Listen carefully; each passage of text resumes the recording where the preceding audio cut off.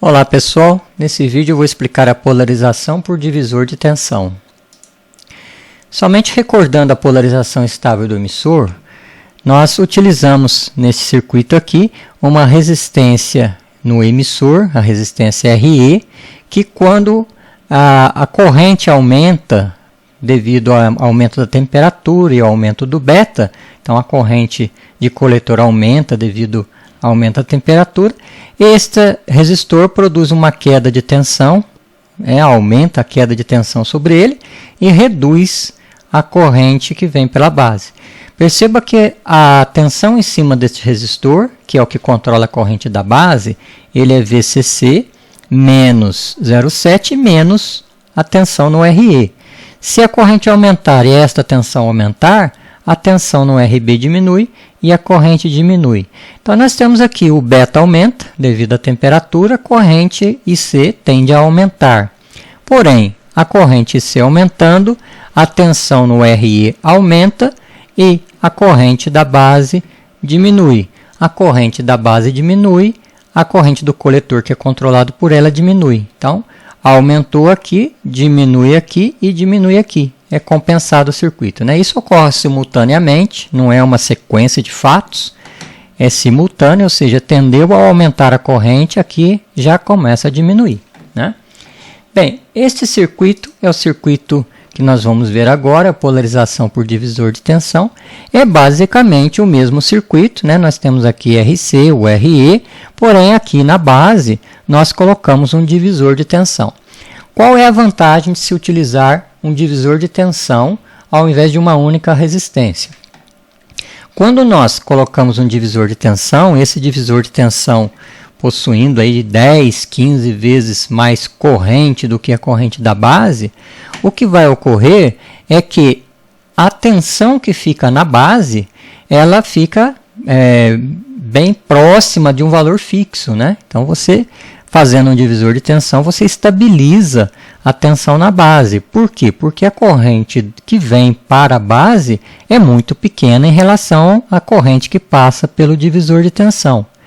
Essa técnica de você estabilizar a tensão da base fazendo um divisor de tensão, ela deixa o circuito mais estável e é bastante interessante em muitos casos, né? Então, é um circuito mais estabilizado, mais bem comportado e é bastante utilizado esta técnica, né? Bem, aí o problema que surge para a gente resolver, como calcular isso aqui, né? Como calcular o ponto de operação, calcular as correntes, potência no transistor e todos os parâmetros do circuito. Percebam que a coisa não é simples, né? Olhando dessa forma aqui. Nós temos aqui um divisor de tensão, mas aqui nós temos um divisor de corrente. A corrente grande vem por aqui e uma parte vem para cá. Esta corrente que vem aqui na base, ela polariza o transistor, né? Ela coloca uma corrente de coletor e aqui nós temos uma queda de tensão. Mas a corrente que entra na base depende da queda de tensão, ou seja, a queda de tensão depende da corrente, a corrente depende da queda e aqui nós temos um divisor de corrente. Então, um sistema bastante complicado aí, porque tem muitas coisas uma amarradas com as outras, né? Felizmente, tem uma maneira simples de resolver, que é fazer uma modificação nesse circuito. Eu vou pegar aqui o VCC e vou desligar esse RB1 do VCC. E eu vou ligar em outra fonte de VCC, ou seja, eu vou manter o mesmo circuito, só vou mudar o desenho, né? Aqui está o desenho, né? Olha só, eu coloquei aqui um VCC que é o mesmo VCC, né? Esse VCC é este mesmo VCC aqui, né? Eu simplesmente desliguei aqui e liguei para cá, né?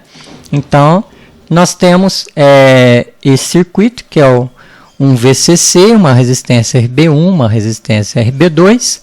Então, vamos ver como resolver isso aqui. Pelo teorema de Thevenin, nós podemos transformar estas resistências e essa fonte em um circuito mais simples, né? Que é esse aqui, olha, uma resistência e uma única fonte. Se a gente transformar esse circuito em uma resistência e uma fonte, o problema fica bem mais simples, porque nós vamos ter uma fonte que nós temos que encontrar o valor que produz a corrente da base e uma resistência que controla essa corrente. Ou seja, nós vamos cair na situação deste circuito aqui, né? Este circuito tem uma fonte, que aqui é o VCC, que produz a corrente da base, e nós temos uma resistência que controla a corrente da base. É basicamente o mesmo problema, né? Só que nós precisamos agora encontrar essa fonte. Ela não é VCC, né? Essa fonte aqui, nós temos que achar esse equivalente, né? Bem, eu não vou explicar o teorema de Thevenin, já vou dar as equações diretas para vocês, né? Porque o circuito é sempre o mesmo e nós vamos sempre aplicar as mesmas equações, enfim, nós vamos resolver sempre da mesma maneira, né? Não vai ser modificado esse circuito. Pelo teorema de Thevenin, o valor da resistência, que vai ser aqui, que nós precisamos achar, é simplesmente RB1 em paralelo com RB2, né? Só fazer o paralelo dos dois. Então, aqui eu coloquei na fórmula Thevenin, RB1 vezes RB2, dividido por RB1 mais RB2. E isso é a equação do paralelo, né? Fazendo o paralelo de duas resistências. Então, achou o paralelo, achou a Thevenin. Agora, qual é o valor do V de Thevenin? Que fonte que eu tenho que fazer, né? Que fonte que eu tenho que achar aqui para fazer dessa maneira? Qual o valor de V de TH, né? É simplesmente o seguinte, você vê qual a tensão, tira o circuito do transistor e verifica qual tensão que tem nesse ponto. A tensão que tem nesse ponto é o V de TH que você quer que você quer encontrar, né? Mas olha só, a tensão que está nesse ponto, quando eu tiro o transistor, é a tensão que está no RB2.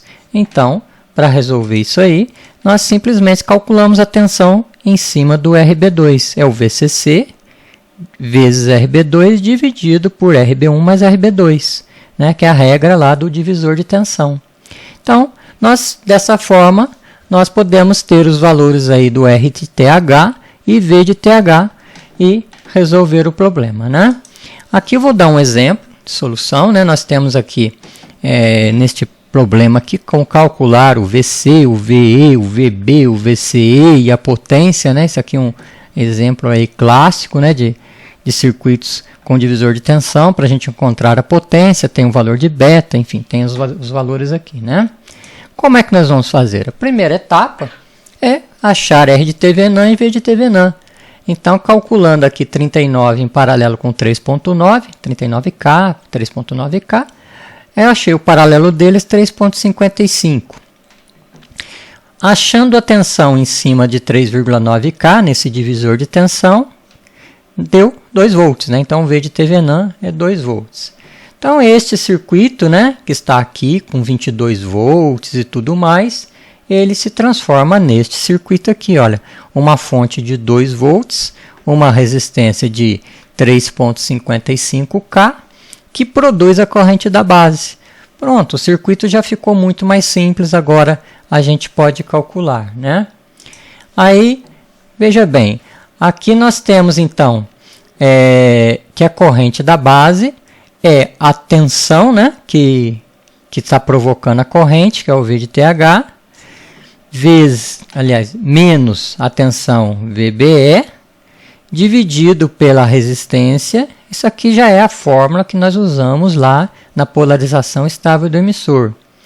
Mais esta resistência multiplicada por beta mais 1. Né? Para quem não está entendendo o que eu estou fazendo aqui, dá uma olhada lá na polarização estável do emissor. Eu explico passo a passo essa equação, por que ela foi feita, né? de forma que ela é feita. Né?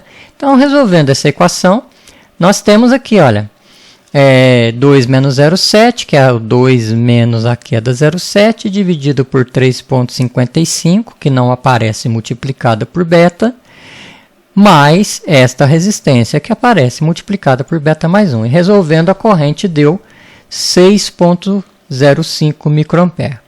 Se nós pegarmos aqui 6,05 micro, multiplicar por 140, nós vamos ter a corrente de coletor, né? Tendo a corrente de coletor, nós podemos calcular as quedas nas resistências, qual o valor do VCE, a potência, enfim. Aí vai cair no problema que nós já resolvemos, né? Aquele problema lá que tinha que calcular a potência na polarização estável do emissor, ou então na polarização fixa, enfim. Aí vira só uma questão de tensões em cima de resistência, V vezes I, VCE vezes C, a potência do transistor, enfim, aí já cai na situação já conhecida. A grande diferença está no uso ali da técnica de Thevenin para a gente poder resolver o problema, né? O resto, na verdade, é igual aí aos outros circuitos. Tá joia, gente? Um abraço, então. Até a próxima.